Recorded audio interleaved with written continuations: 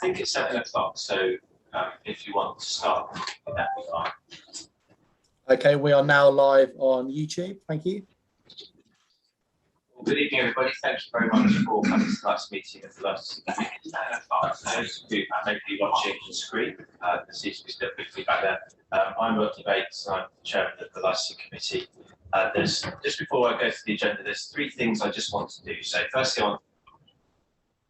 okay. I may not necessarily have heard what I've just said there. So, good evening again, and welcome to the Licensing Committee for tonight. So, there's 3 notices I want to give just before I start the meeting. Firstly, welcome to those members who have joined the committee this year, who I think is Councillor Garrett, certainly is one. I think possibly Councillor Fitzgerald as well. So, welcome to you, and anyone, if I've missed them, I hope you enjoyed the year of licensing.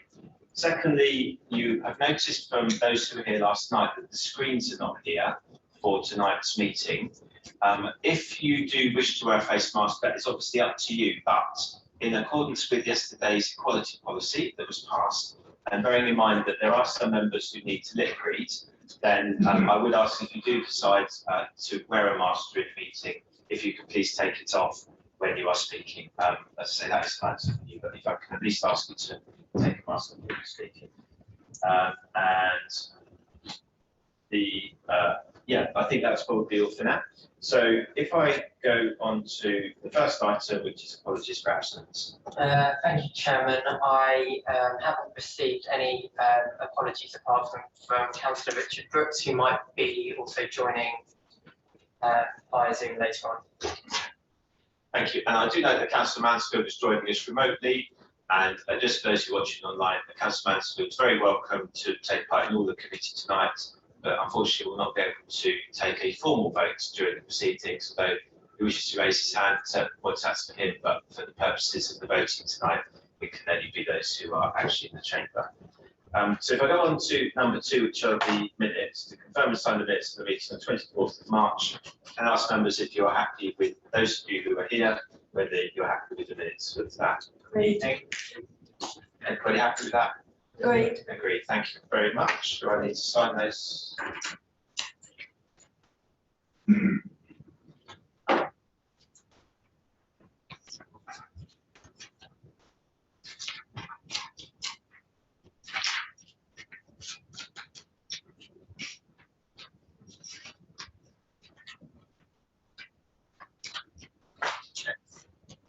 I go on to item number 3, declarations of interest. Does anybody have any disclosable pecuniary interest, non-pecuniary interest in tonight's meeting? I can't see any. Okay, so there are none. Let's go on then to item number 4, Hackney Carriage Taxi and Private Hire Licensing Policy 2021-2026, which Mrs. Lolly is going to introduce for us. Thank you, Chairman. Oops, sorry. Thank you, Chairman. In March, the Licensing Committee considered the draft taxi and private hire licensing policy and gave the go-ahead for us to put the draft policy out to consultation. Following a slight delay due to the elections, consultation on the draft policy started on the 12th of May and ended on the 21st of June. In addition, 2 meetings via Zoom were held with the trade on the 19th of May and the 1st of June. These were attended by 17 members of the trade, together with Councillor Rodney Bates, who attended both meetings, Councillor Dan Adams, who attended the 1st of June meeting, and officers from the licensing team. By the end of the consultation period, we've received 12 written representations. These are included in your pack and summarised separately in Annex A. Notes of the Zoom meetings are included in Annex B. During our meetings, members of the trade expressed significant concern with regard to the impact of Uber operating within the borough. This includes a perceived downturn in trade for Surrey Heath licensed drivers and operators. Whilst we are unable to address these concerns through the policy, arrangements are in hand to meet once again with a representative of Uber to ensure they are aware of the ongoing problems and concerns caused by their vehicles in our borough. We will, of course, ensure that members of the trade are kept updated with regard to the outcome of our discussions. We will also be working with Surrey Licensing Officers Group to ensure that they are aware of our concerns, as they too are affected and could be in a position to offer mutual support. All of the concerns and representations that you've got in front of you have been considered. The policy has been amended where appropriate, and you can see that the changes are highlighted in red. Hopefully, well, we are hoping that this will reassure the trade that we are listening and responsive to their concerns. The changes to the policy, as I say, are highlighted in red. There was considerable discussion on the planned big face badge, and whilst on the grounds of safety we will be retaining this requirement, we will work with the trade to ensure that the final decision on the type of badge to be used, including how it will be attached to the vehicle, will work for both the trade and Surrey Heath. A copy of the suggested big face badge is available and can be circulated to members of the committee. We've got that here tonight if you'd like to see one at the moment. In response to concerns expressed by the trade with the proposed plan to remove meters from private hire vehicles, this requirement has been removed completely from the policy. Paragraph 7.42 has therefore been amended. This can be seen on page 35 of the policy and page 105 of the agenda. Other changes to the policy have been made where appropriate. A further change is proposed to the policy, which is not included in your pack. This relates to licence fees. Section 4.5, page 9 of the policy, page 79 in the agenda. We are proposing to add, after the sentence, we will not refund any part of the licence fee if a licence is surrendered, suspended or revoked, the following.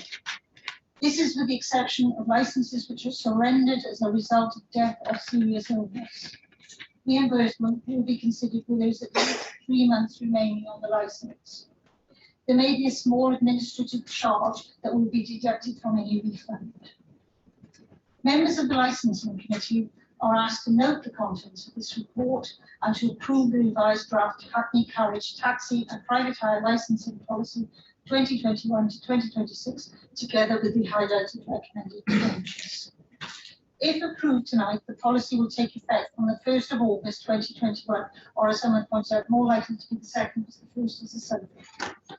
As we are not required to ask full council to adopt the policy, it is within the remit of the Licensing Committee to actually approve it. We will monitor and review the impact of the policy and, where necessary, ensure that the Licensing Committee is kept updated with any necessary amendments, in particular where the impact is considered disproportionate or unreasonable. And unless anyone's got any comments, thank you, and that's the Thank you, Mr. Sloan. Before I bring in Councillor Deach, I just wanted to make 2 comments really. The first of which is that, as you recognise with this report, a considerable amount of work that has gone into this. And I do want to publicly thank all the officers who've been involved in that work, because it is a substantial area. Both Councillor Oakham's and I attended the consultation meeting, Councillor Oakham's attended one of them, and I attended both. The standard of consultation responses was extremely good. People were very detailed and very technically raised points, and we went through every single one of them separately with officers to ensure that we're comfortable that they have been addressed, either addressed directly, or that if we weren't able to address them, why that was. And so I hope that the trade will be reassured by the amount of diligence that has been put into this piece of work. Councillor Deach. Thank you, Chairman. I'd also like to thank officers for the work that they've done on this. It is a very, there has been a lot of work being done on it. I just wanted to talk a little bit about the Uber thing, because I realise that we are constrained in a lot of respects with that, because Uber are operating lawfully within our borough, I believe. And while I am very sympathetic to taxi drivers, many of which have made contact with me actually, because there's a couple of taxi drivers that live in the area that I live in Deaker, and have made contact with me over the past couple of years actually. And I'm very sympathetic to, you could say that what they may deem as unfair competition. Okay.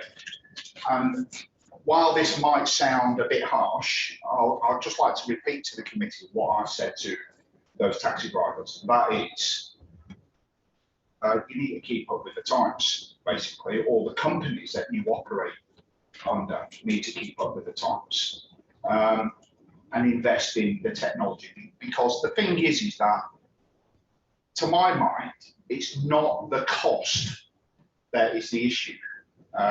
It's the convenience. I'm quite happy, as I know Councillor Adams, because he's uses some of the things that I use, like Just Eats and things like that. It's the convenience of it, not the cost. And I think that's where taxi drivers need to get it, or taxi companies need to get a grip of, because if they can provide that, and I think that if there's any company out there willing to provide a platform that companies, taxi companies can buy into, I think it'd make a killing. And something's happened actually here in Camberley with the Uber Eats or the Just Eats situation. There's a company that's actually done that and provided a platform for independent fast food outlets to deliver without having to invest in creating the technology themselves. And I think that as a local authority, perhaps that's something we can explore on behalf of the taxi drivers that operate in our borough. If there is anything out there that provides that, and if there is, perhaps we can point them in that direction. Because like I say, I really don't think it's the cost that's the issue. It's the convenience, and if it can compete with the convenience, the cost bit will look after itself. I hope that makes sense. But thank you.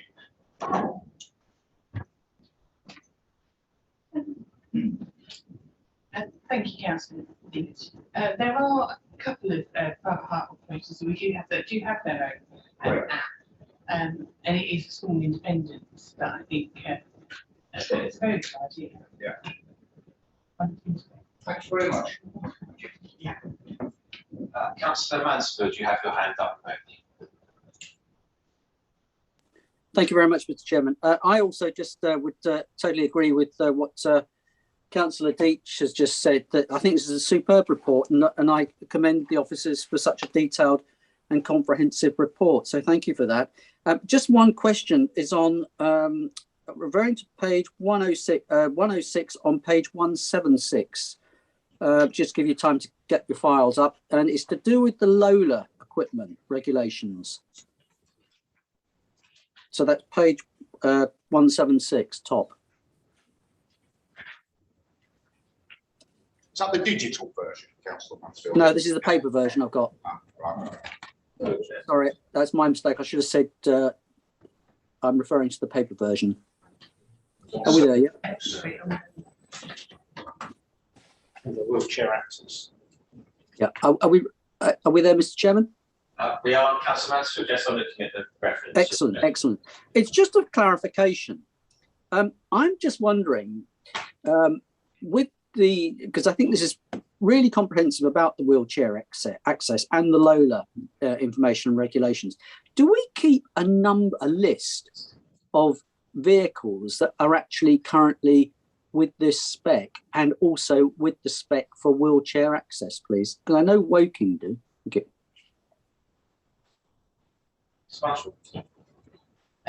Thank you, Councillor. We do have a list of wheelchair accessible vehicles that's available on our website, but we don't specifically list either Lola. The majority of them have wraps, so I can recall only one that's got a physical electronic lift, and I don't think that's to get the wheelchair into the vehicle. It's the vehicle floor physically drops. So we do have a list of wheelchair accessible vehicles, but not specifically Lola. Thank you for the reply. Thank you. Okay, does any other committee member, Councillor Lewis? Yeah, thank you. It's actually very, very trivial. On page 93, section 6.1, the second bullet point, I think you've erroneously crossed out the word carrying.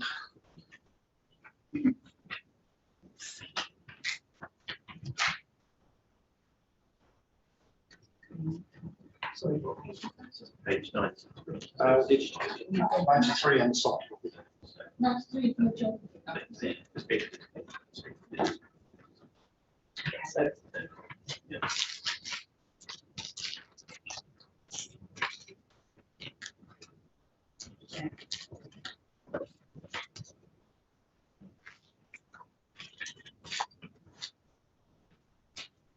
so it's a unique can.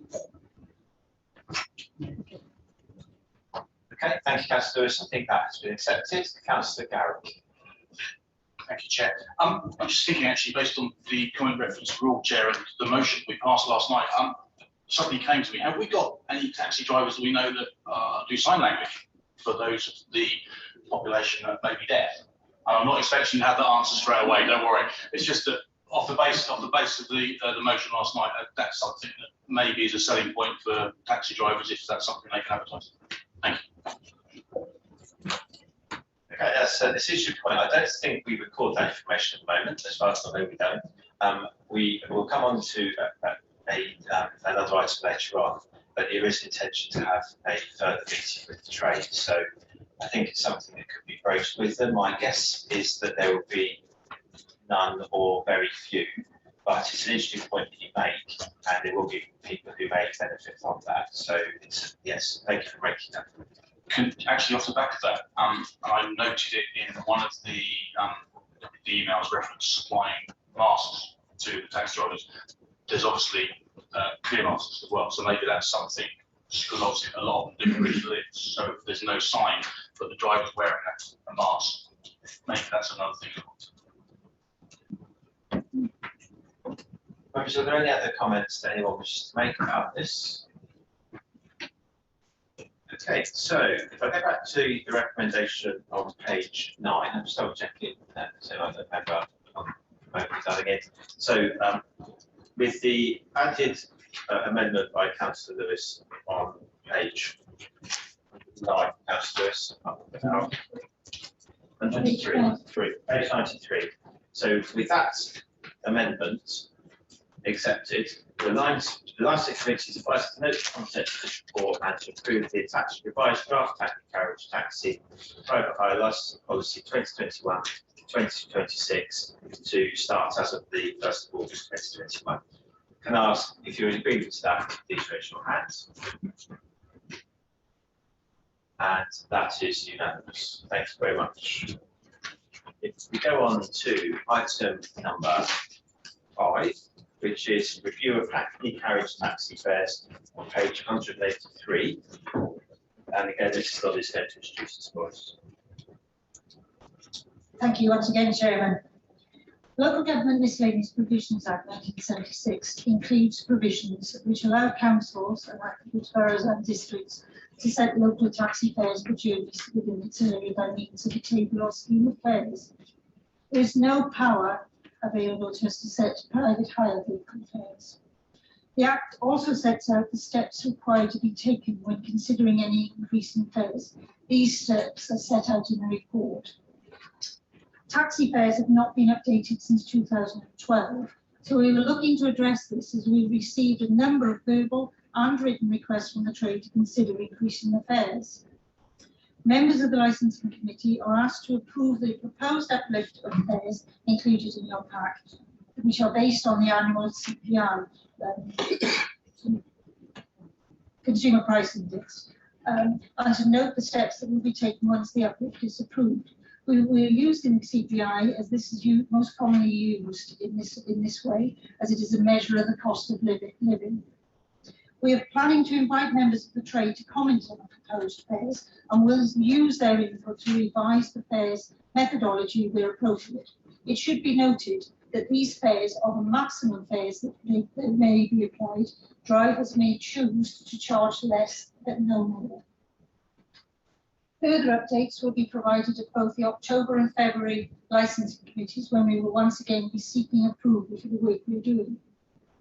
In October, we will be seeking committee approval for the revised fares and will, if necessary, publish the revised fare chart in a local newspaper as we are required to by the Act, which will allow 14 days for comment.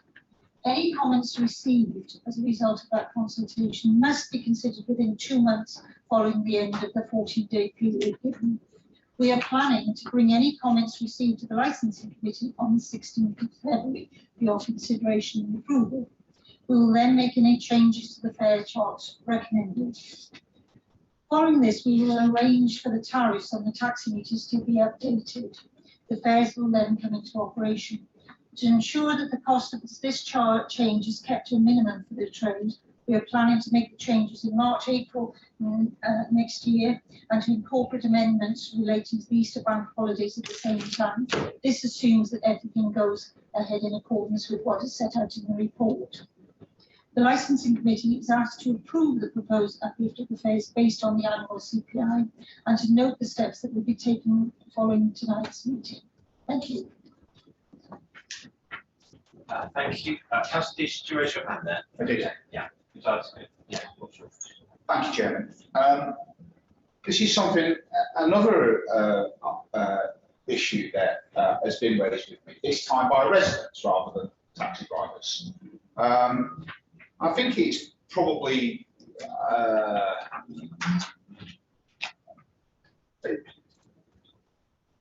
we should consider, especially at night time, or residents should consider at night time, what it actually costs the taxi drivers.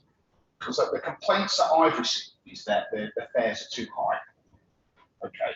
And on face value, when we look at what it costs ourselves to drive, say, to Camberley, the reverse journey from the nighttime economy, let's say, plus parking and so on, you know, what they're charged for a relatively short journey doesn't seem equitable. But we have to consider what it costs them to keep their vehicle on the road in a safe manner, their licensing costs, their ongoing costs to operate as a taxi driver. And actually, when you consider that, I think what they charge is very fair. Provided that the taxis are operating on meter, and that's clear, so that residents can see that it's been properly measured, the journey and all the rest of it. Then I'm quite content with what they're charging, and even if they wanted to put their prices up, I'd be quite content with that as well. So I just wanted to say that I think that perhaps there's something we could do to assist the taxi drivers that might help trade, if we can show, you know, what it actually costs them to operate as a licensed taxi driver. So I just wanted to make that point really on their behalf, really, as opposed to the residents' behalf. Thank you. Thank you, Councillor Ransford. I think you have the hand up as well. Thank you, Mr. Chairman. I'm totally in agreement with the officer recommendation, but I would just put this point that my only concern, and obviously we are, you know, competitive in Surrey Heath as regards our actual, what we regard as the local 2 mile fare compared to other councils. But my only concern about this is the unintended consequences that could be, where would we be driving people more in the direction of Ubers? It's just a point of reflection. I'm not against the actual recommendation. It's the point of reflection as regards the discussion. I think it was Councillor Deach that raised earlier, because I'm aware also that the growing number of Ubers. I'll just make that point. Thank you. Thank you for making that. Is there any other member of the committee before I ask officers to comment? I can't see anybody else. Councillor White. I'm afraid mine's a bit of a flippant comment, but anything's cheaper than losing your licence. That's the way I would look at it. It's better to drive, better to get a taxi than drink and drive, isn't it? Right. Yeah. Okay. Is there anything you'd like to comment on? Thank you. I think one of the big things to remember is this is a starting point. We will be discussing with the trade because they, you know, it is their livelihood that we're looking at, and it's important that we take on board in all ways, as far as we can, of course, their opinions and their ideas. And it may be that we come back to you with a completely different methodology in October. This is the starting point, and we're starting discussion now with the trade, and we will actually bring back something to you in October on, taking into account our discussions with the trade. Thank you. Councillors. It's just curiosity, really. Why do we specify the second vial rate? I'm looking at Annex C because it's exactly the same as the thereafter rate for every. That's the recognised. Sorry, thank you, Councillor. And that's the recognised standard. And I took this directly from a private hire monthly magazine, just to basically show you the comparison with the rest of Surrey, going back to it is the maximum that taxi drivers can charge. They can always charge less than is fair. And it may well be that after we go out to consultation, they might not. I've had a few requests for increases, but it may well be that they can sort of agree with your comments that if they don't want to go down, be unlikely. Yeah. All I would add is, as is already in the report, the current affairs was set in 2012. So that is a long period before we've had a review. So we'll obviously see what the responses are and we'll decide accordingly. But that is a substantial amount of time.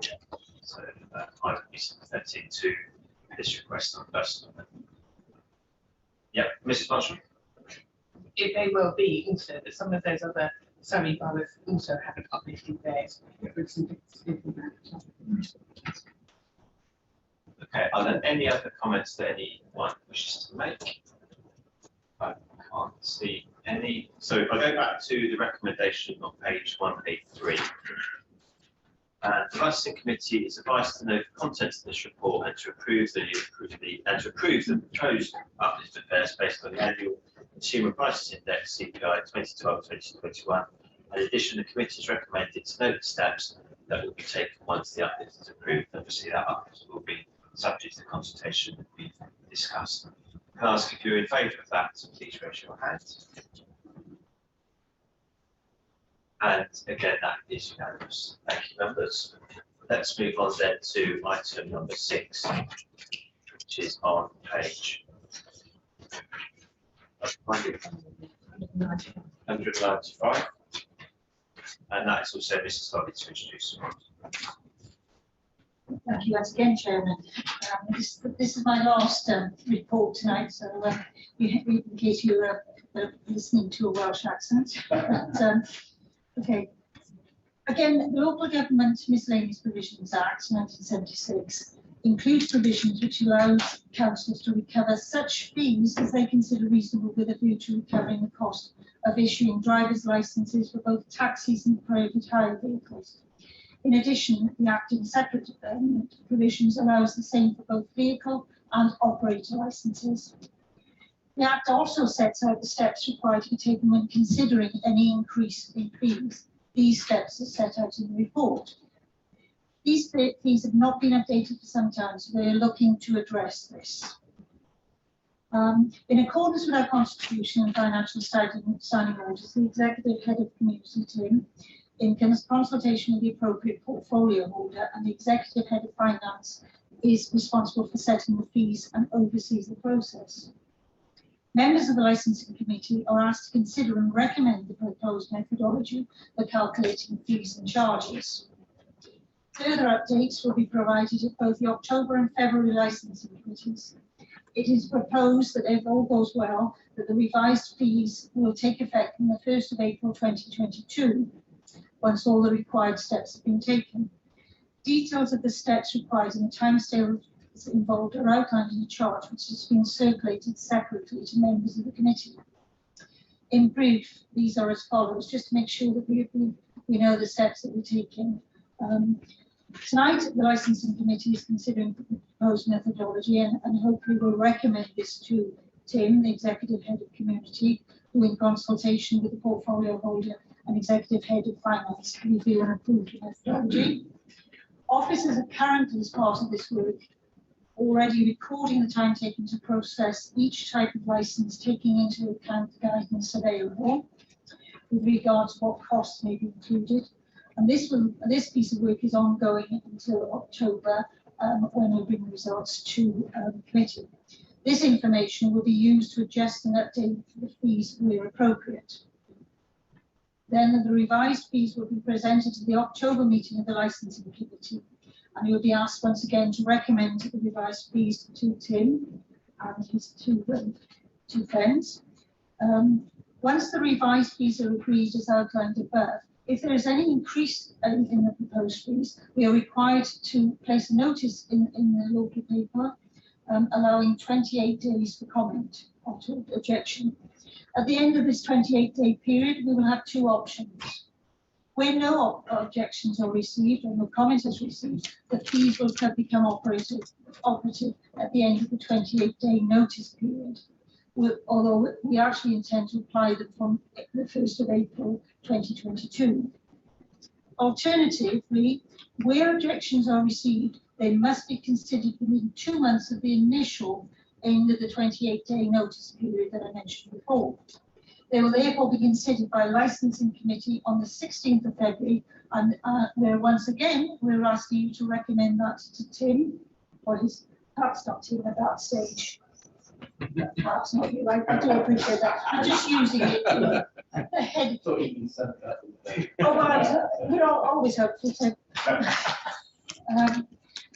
Right. We'll be asked to review the comments and approve the revised fees. New fees will be applied to applications received on or after the 1st of April 2022. We will, of course, throughout this process, make any appropriate changes to the methodology or fees recommended by the licensing committee at each stage before they are considered by the executive head. In summary, then we are asking the licensing committee to recommend the proposed methodology as set out in the report for calculating the revised fees and charges for taxi and private hire trade to be introduced in 2022-23, together with the steps as outlined in the report. Thank you. Thank you. I'm going to, I think Councillor Garrett had to stand up first and then Councillor Leach. Thank you, Chair. My question is reference Annex A. It's the taxi fee. Is there a reason why the Hackney carriage vehicle licence is £295 and the private hire vehicle licence is £265? Based on our conversations earlier about private taxi companies and the fact that Hackney carriage guys seem to be paying £50 more. Yes, thank you. Thank you, Councillor. Hackney carriage drivers and vehicles are licensed. They just need two licenses. For private hire vehicles, they also need an operator license, which again is an additional cost. If it's a self-employed person, it's £85, and if it's a company, 215. So it may look like there's a disparate amount there, but actually it's weighs will be heavier against private hire. My question is: the cost any different to actually do it? Because I appreciate what you're saying. They need 3 licenses, but there's obviously a cost involved in creating all that license. Is it fair for the Hackney carriage vehicle to pay effectively more for the vehicle license when effectively, I'm guessing it's exactly the same? There is an additional cost with Hackney carriages that there are Hackney carriage stands as well. Okay. Thank you. Again, just I see Councillor White. Okay, obviously these tend to go out to consultation, so I guess we can make the point, and I'm sure officers have made notice of the content that Councillor Garrett. Sorry, Councillor Leach. Thank you. Mine's on the methodology of the consultation, actually, because I know that it's a statutory requirement, a legal requirement to put it in the local newspaper. No one reads a local newspaper. It actually amazes me there is anything that the local newspaper carries on. To my mind, there's a very small percentage of local residents and sad local political activists that read the newspaper. So while it's a statutory requirement, and I know you need to do that, I would suggest that we could go above and beyond what we're required to do and make sure that we advertise that using the communications channels that this council has access to. And perhaps you might also want to push it out to the councillors so that they can share it on their channels too. Thank you. Thank you, Councillor Beach. I'll take Councillor White's comment then again. It's regarding this item and the previous item, and both occasions you said that they hadn't been looked at for a very long time. Would it not be an idea to have a regular review process for costs so that the costs don't jump so quick and so high, and like every 2 years or every 3 years as opposed to every how many years this has taken this time? Okay, Mrs. Bobby. I think that's a very fair comment, and I think the plans going forward is to do exactly what you suggested. Certainly, every 2 years, or because things may change as well. So if there are additional costs, we need to review them earlier, etc. So you're absolutely right. We'll do that in the future. Well, there are plans to do it in the future. I may not be here, so that's I'll talk to somebody else. But in terms of the placing in the newspaper, that is the minimum requirement. We will, of course, follow the process that we've used in other consultations in terms of putting it on our website, ensuring that all members are made aware of the timing of all there is, so that they have an opportunity to comment. We will publicise it widely so that we can actually take on board all the comments that we received. Pleased to hear it. Thank you. Thank you. Are there any other comments that any member wishes to make? I can't see any, so if we go back to page 195 and the recommendation, which is that the licensing committee is advised to note the content of this report and to recommend the proposed methodology for calculating revised fees and charges for the taxi and private hire trade to be introduced in 2022-2023. I ask if you're in agreement with that, please raise your hand. And again, that is unanimous. Thank you, members. We go on now to item number 7, which is one for me, which is to receive and sign the minutes of any licensing subcommittees held since the committee's last meeting. Now, when this came up at the chairman's briefing, and with the vice chairman as well, I am personally uncomfortable signing minutes of meetings that I'm not at. So whilst, yes, okay, I'm the chairman of the committee, and I did indeed chair the one for Lavershop Arms, I did watch the hearing for Gordon's, but Councillor White was the chairman for that particular subcommittee. And therefore, what I'm going to propose is a slight amendment to the recommendation. And the slight amendment is basically the committee to agree the chairman of the committee signs the minutes of the subcommittee meetings on behalf of the members of these subcommittees after confirmation with members of the subcommittee. So basically, I just wish to be reassured formally. I'm sure that that is already done privately, but just as faithfulness. And so with that in mind, for the members who did Gordon's, who were Councillor White is here, Councillor Whitcroft is here, can I just seek your agreement that those minutes that you saw are accurate? I've had confirmation from both of you. And the members who did the other hearing, which is Councillor Skip and Councillor Whitcroft, we've already agreed those minutes. So I would be happy, therefore, to sign both of those minutes accordingly. So, members, would you be happy with that as a principle going forward, whoever is the chairman? That in essence, we just double check the members of whoever does the subcommittee before formally signing them. Yeah. Okay. Thank you very much for that. If we go on then to number 8. Oh, sorry. I'm about to sign that.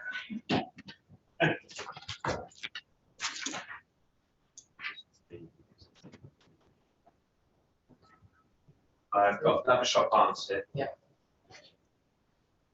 And I have got, yes, that's the second one. Okay, thank you very much. If we go on then to item number 8 on page 250, Licensing Act summary of decisions, which Mrs. Barnshaw is going to quickly go through for us. Thank you, Chairman. Basically, these are summary of decisions that have been taken under delegated authority. I think you can see that we've had 18 new personal licenses so far. In between 27th February and the 19th of July. And surprisingly, that's it is still a bit low, but I'm surprised that actually haven't had any. And obviously, temporary event notices are starting to pick up. Mostly these will be school phase, the Arsenal market, festival cafes, celebrate cafes, things where people need temporary event notices because they want to sell alcohol. It is down on previous years. But, I hope it's going to be helpful. Okay, are there any questions regarding that information? It's just, we're only asked to note that report, so it's for us to make that up. Any comments on that? I can't see any, so you're happy that we just note that? Yeah, thank you. Let's go on then to item number 9, which is our work programme.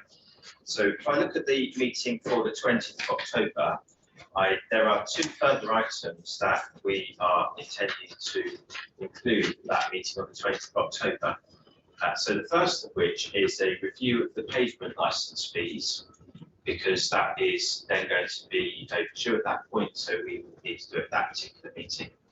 And the second is I can't read my writing, but this is a report on temporary event notices, which will be an information item.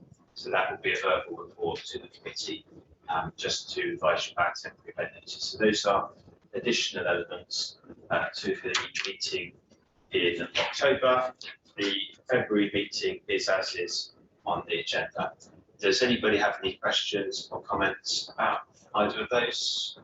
And are you happy that we approve that our work programme for the rest of the year? Yeah. Okay, that is great. Thank you very much. And the final item for tonight is to receive a COVID-19 update from the Executive Head of Community in his last report for this committee, Mr. Tim Passion. Chairman, thank you very much. So, Chairman, members, you will be aware of all the work that's been going on for the last 15 to 18 months, which the Council has been involved with responding to this this pandemic. But whereas, thankfully, in most of the areas, business is returning to business as usual, work business as usual, and people are looking at recovery. For the environmental health team and the licensing team, it is responding to COVID is continuing, and it would be likely to be part of the normal work going on for some years to come. It will form part of the infectious disease control work, which is part and parcel of the work of the environmental health team. Surrey County Council Public Health Team has recognised the additional works that are that the team are having to do, and have provided additional funding of £108,000 to the council, which is paid to us through a service level agreement to strengthen the team's capacity to respond to COVID. And this will include an out-of-hours service, which we'll have to provide if there is an outbreak out-of-hours that we can actually respond to it.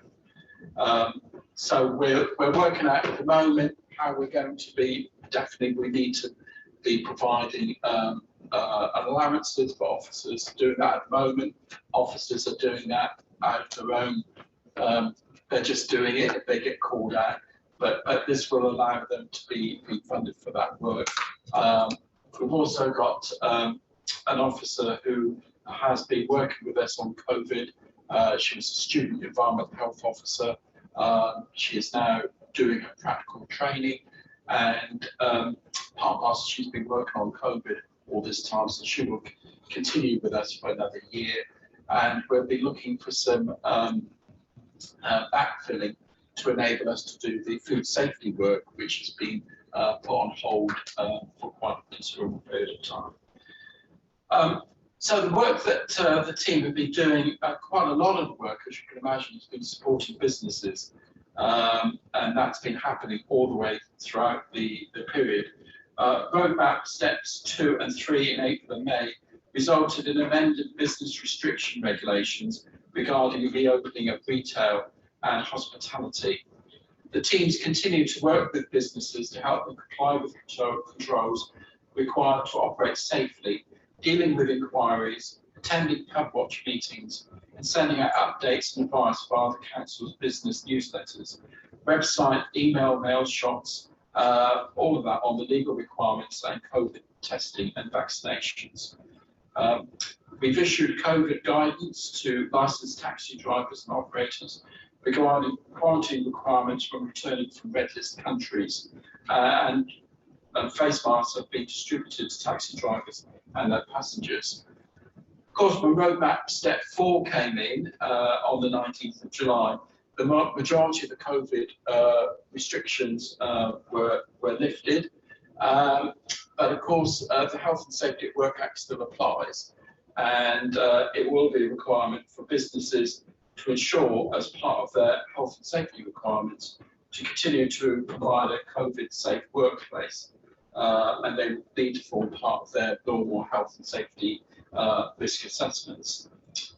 To actually help businesses in that way, the environmental health team and the economic development team, in fact there's just one office at the moment in the economic development, are working together to try to come up with a scheme that we can provide more support, particularly to the smaller businesses, to help them through to ensure that they can comply, and make sure they carry out their risk assessments.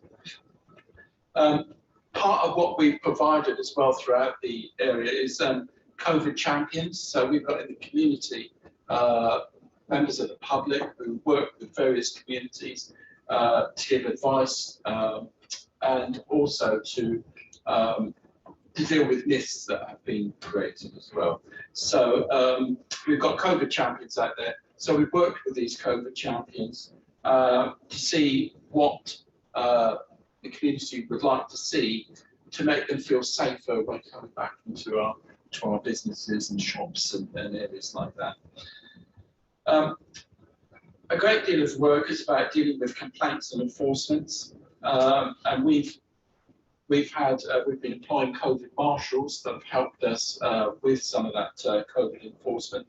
And they're the front line. So when we initially get complaints, they would go out initially to deal with those. And if it requires more detailed advice or enforcement, then that would come back to the environmental health officers to deal with. Since 1st of April of this year, the team's investigated 63 complaints that have come through, all of which were resolved informally. Mostly when we go around, if there has been a complaint, an issue, if you go around and see the businesses, they're very, very willing to comply. They just need advice and support to help them do that. Outbreak control and contact tracing is another big area of work. The team's been working with the Surrey County Council Public Health team and Public Health England, investigating outbreaks in the workplace that have occurred in the borough. And we're working with businesses to ensure that COVID controls are in place. As from the 1st of April, the team investigated 2 outbreaks. The first was in a large retail business, and the second in a large hotel in the borough. In both premises, good infection controls were in place, which prevented further spread. But officers went there and provided further advice to help beef up some of those controls, which were already pretty good.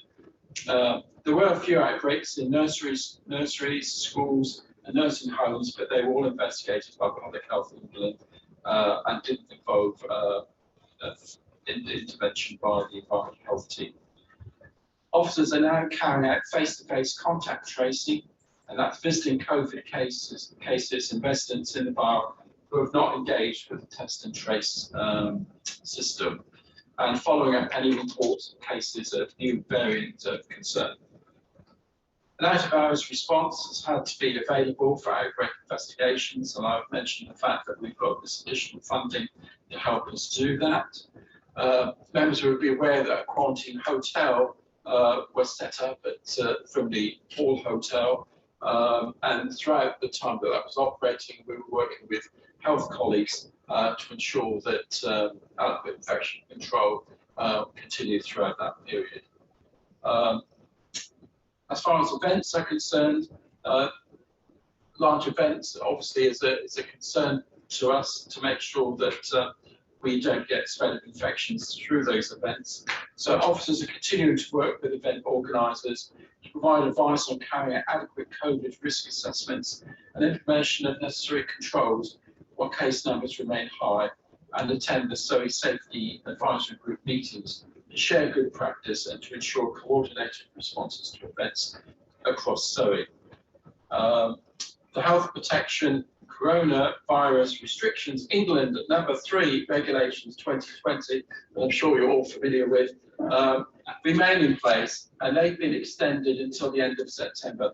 Now, these regulations allow the council to work with the Director of Public Health to issue a direction to prevent or restrict an event or an activity to manage local COVID-19. So if there was a particular issue within the borough and there was a risk of spread of infection, then we can contact the Director of Public Health, and the Director of Public Health still has control, has the authority to issue directions.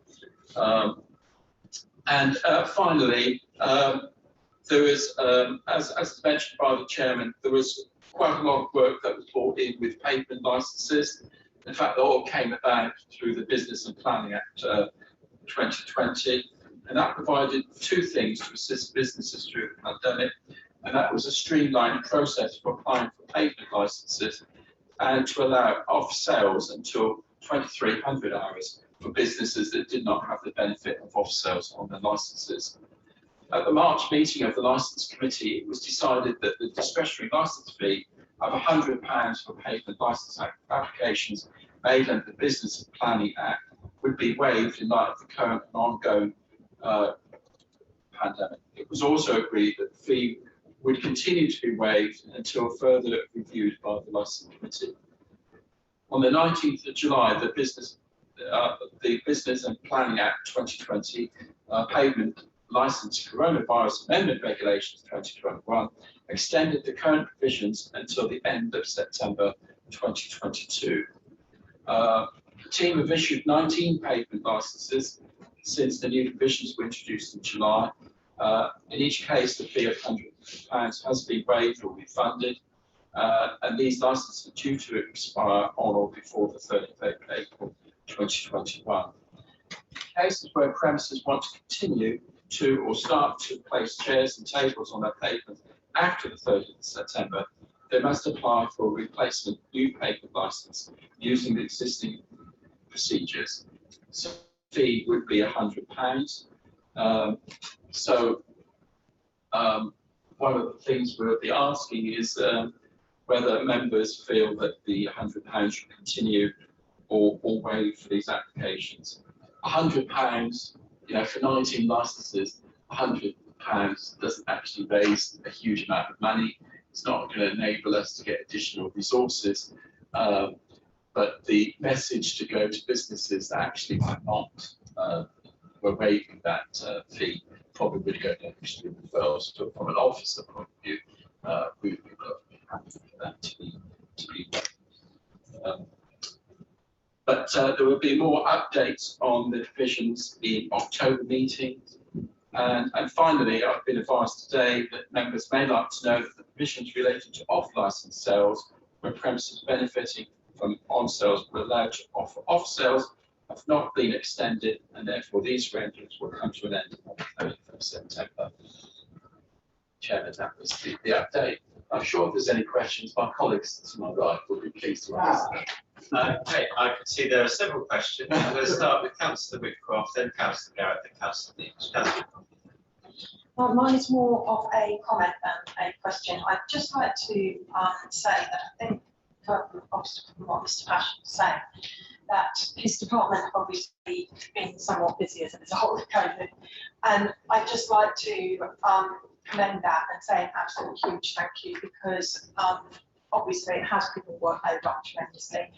And the response to COVID throughout the borough has been absolutely phenomenal. So, as I say, it's just a quick thank you to yourself and your team. Chair. Thank you very much for that, Councillor Crafton. And I want to echo that as well. One of the things I want to ensure going forward, irrespective of the discussions here or not, is just to make sure that we do have adequate resources in place in this important area. I know it's an area which members have a lot of feel is very important and does impact on lives. So that would be something that I will be keen to discuss with whoever is in the relevant role going forward. So, Councillor Garrett. Thank you, Chair. And I know you said we're going to talk about the paper licence in October. It's a question, really. You alluded to the fact that £1,900 is all we would raise from 19 licences. The question is, what is the cost of actually and the time of filling out the licences in the first place? Because that's obviously a hidden cost. So I'm not expecting you to give me that answer now, but if we can have that for the meeting in October, I think that'd be quite handy as well. Thank you. Mr. Marshall. Thank you, Councillor. In actual fact, I've received an email today asking that exact question: how much does it cost? So we will be informing you of that in October. Thank you. Councillor Deitch. Oh, sorry, Mr. Ashton. I was just going to add, really. I think you would agree that a lot of the time is when people are not providing the information we needed. So it's the actual chasing. So actually, just if a valid application was put into us, and it's fairly, the whole thing is supposed to be streamlined. But if people don't provide that information, it does take quite a lot of time to actually chase that up. So that's where a lot of the time cost is involved. Councillor Deitch.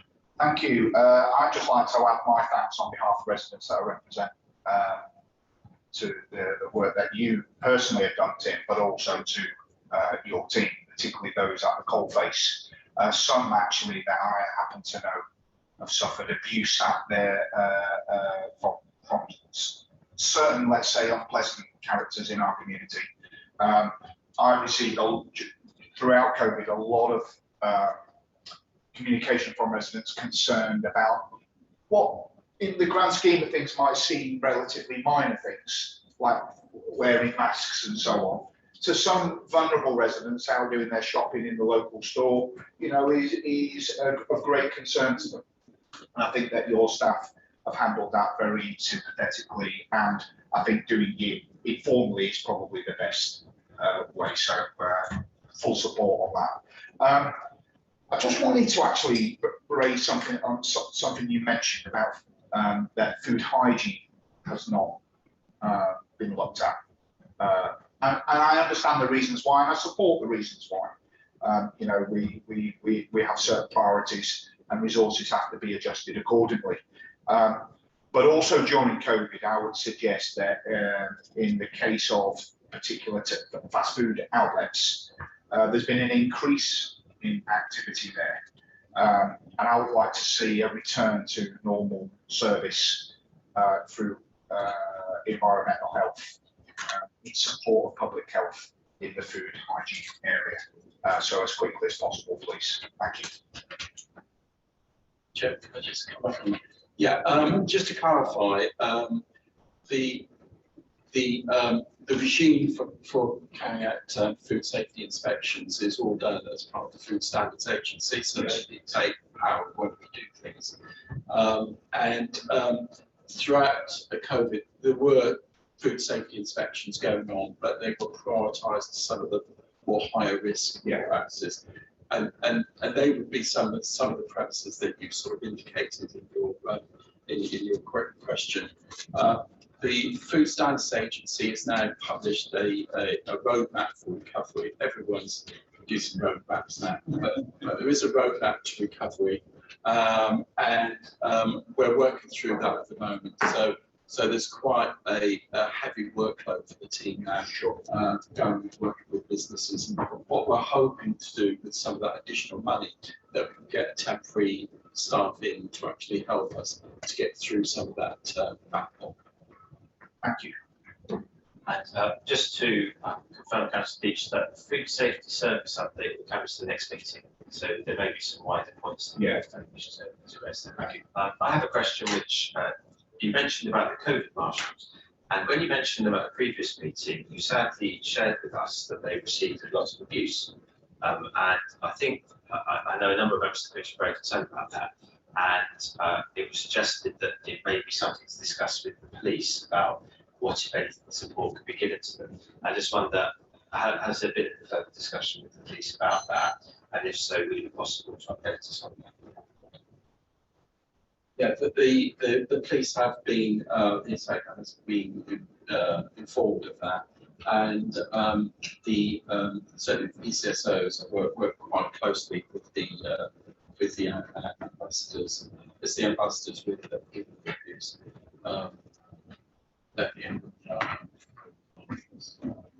Certainly some of the COVID ambassadors that were who was quite abuse, but the local PCSOs working within the town that work quite closely with them and dealing with it. So I haven't had any further reports about Vice Chair. Thank you, Chair. As you'll be aware, it was myself that raised that same issue at the last meeting.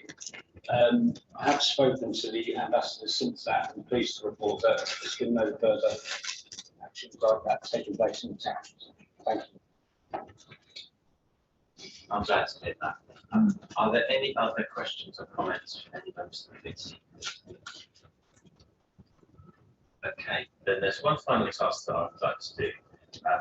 It was good that that item was last, and I know that the Mayor spoke and Lead spoke against the part of the council, but as Mr. Passion is a senior officer for this committee, I would like to propose a formal vote of thanks to Mr. Passion for his work as the Executive Head of Community, and it's work he's undertaken for a number of years.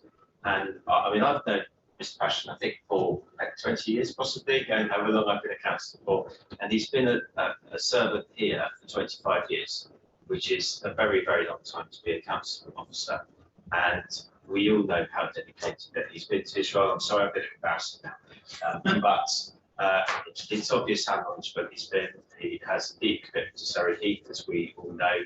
And on a private level, I know he's always been very open and keen to address both public and member concerns that people have raised to him from across the chain, but there hasn't been any favouritism in any way, shape or form for that.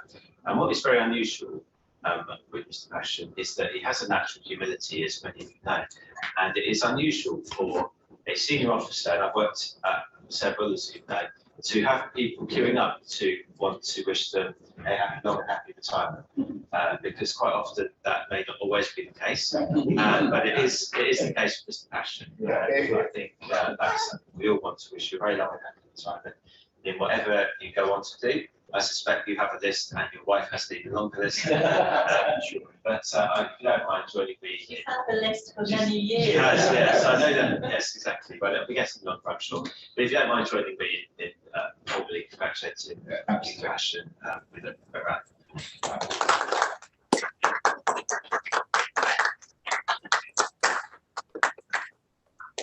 And on that happy note, or unhappy note for us, I guess, I'm going to formally close this meeting. Thank you very much indeed. And the next meeting will be taking place in October. Thank you very much. Thank you.